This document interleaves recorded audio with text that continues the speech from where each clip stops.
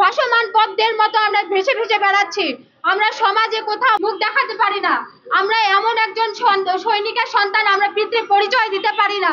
আমাদের বাবা নাকি বিদ্রোহী ট্যাগ নিয়ে আমার বাবাকে সুচিকিৎসা দেওয়া হয় না বিডিআর বলে।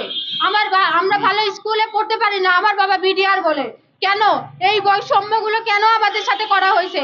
আমরাও তো চাইছিলাম যে আমাদের সুন্দর একটা ভবিষ্যৎ হবে, কিন্তু সেই ভবিষ্যৎ থেকে আমাদেরকে বঞ্চিত করা হয়েছে। আমরা চাই যে আমাদের সাথে যেন ইনসাফ প্রতিষ্ঠা করা হয় এবং আমাদের বাবা চাচাদেরকে যেন অতি দ্রুত সময়ের মধ্যে চাকরিতে পূর্ণ বহাল এবং ন্যায্য পাওনা দিয়ে যেন বুঝিয়ে দেওয়া হয় এবং তার সাথে প্রকৃতপক্ষে দোষী যারা তাদেরকে আইডেন্টিফাই করুক এবং তাদেরকে দৃষ্টান্তমূলক শাস্তি দিক, এটা আমরা সকলেই চাই। এখন আপনাদের সঙ্গে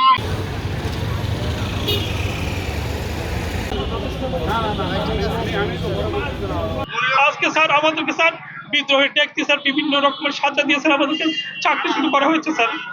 আমরা স্যার নিরপরাধ স্যার, আমরা নির্দোষ স্যার। আপনি স্যার যারা স্যার এই অপরাধের সাথে